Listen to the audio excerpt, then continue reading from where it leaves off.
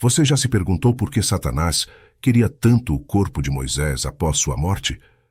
Essa pergunta pode parecer perturbadora ou até mesmo bizarra, mas está profundamente enraizada nos relatos bíblicos.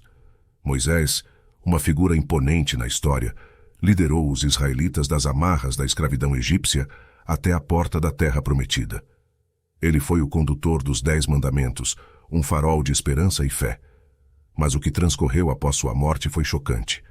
Segundo a Bíblia, Deus sepultou Moisés em um local não revelado, mas ocorreu uma intensa disputa entre o arcanjo Miguel e o diabo pelos restos de Moisés.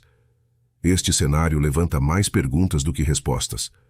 Moisés, o homem que liderou os israelitas para fora do Egito, recebeu os 10 mandamentos diretamente de Deus e guiou seu povo em direção à Terra Prometida. Estava agora à beira da morte. Sua vida foi repleta de encontros extraordinários, revelações divinas e milagres poderosos. No entanto, pouco antes de entrar na Terra Prometida, ele cometeu um erro muito sério que quase custou seu ministério. Deus havia especificamente pedido a Moisés que falasse com a rocha para que a água jorrasse e os filhos de Israel bebessem. Mas, infelizmente, devido à pressão dos israelitas, Moisés, enfurecido, se virou para o povo e disse: "Deveremos sempre fazer sair água para vocês beberem." Embora essa declaração possa parecer inocente, teve consequências muito sérias. O primeiro erro de Moisés foi usar a palavra nós, em vez de dizer Deus. Era o poder de Deus que traria a água e não de Moisés. Ao dizer nós, significava que Moisés atribuía algum poder a si mesmo.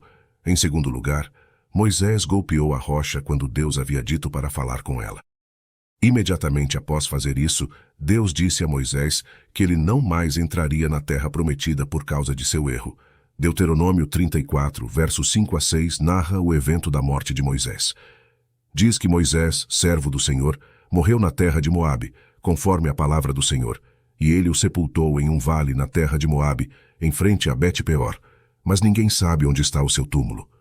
Este trecho nos diz que Moisés morreu na terra de Moabe, conforme as palavras de Deus, e então, em um ato misterioso e divino, Deus mesmo sepultou Moisés.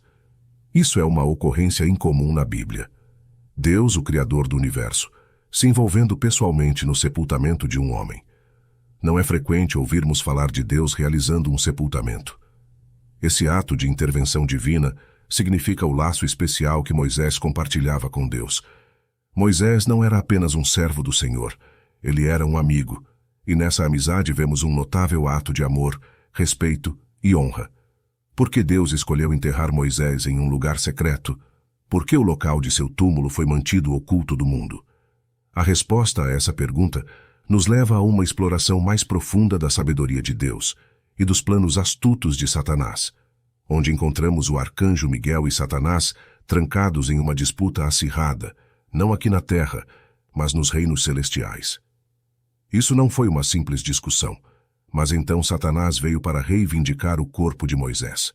Sua audaciosa ação é encontrada com resistência pelo próprio Miguel, o arcanjo. A Bíblia não nos fornece todos os detalhes dessa confrontação celestial, mas sabemos que Miguel permanece firme em seu dever divino, resistindo à reivindicação de Satanás. Miguel, um arcanjo de grande poder e autoridade, manteve sua posição. No entanto, ele não repreendeu Satanás em seu próprio nome ou poder. Em vez disso, ele disse: "O Senhor te repreenda." Aqui vemos a humildade e a sabedoria do arcanjo Miguel, que reconhece que o poder para repreender Satanás vem de Deus e somente dele. Por que um ser celestial como Satanás estaria tão interessado nos restos mortais de Moisés?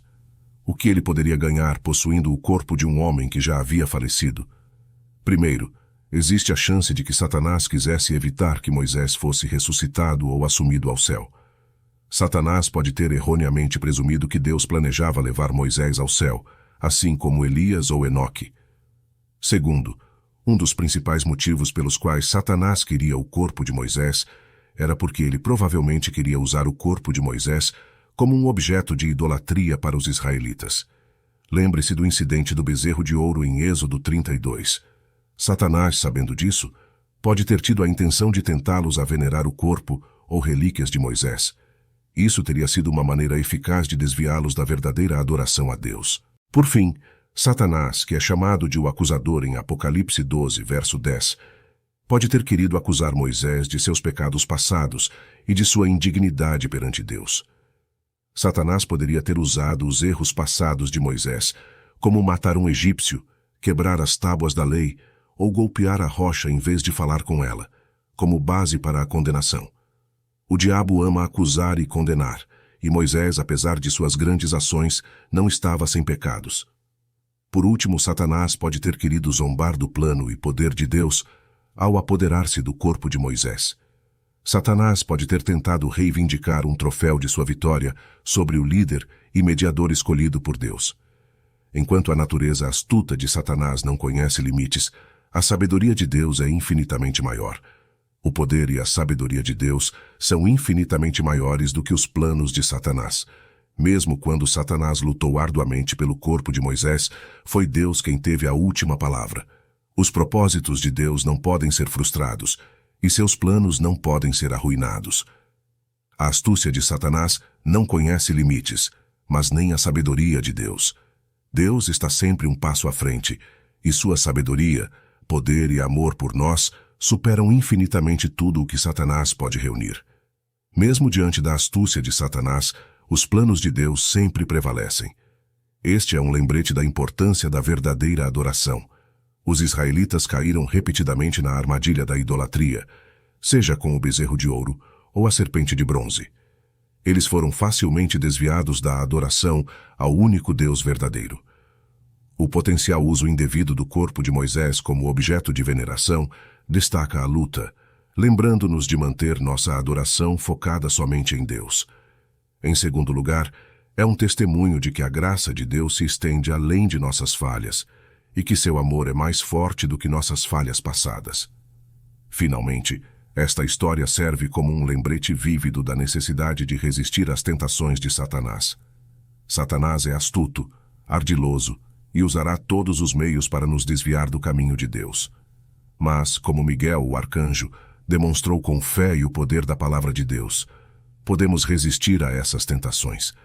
Vamos lembrar a história do corpo de Moisés não como uma batalha macabra, mas como um testemunho da proteção e orientação duradouras de Deus.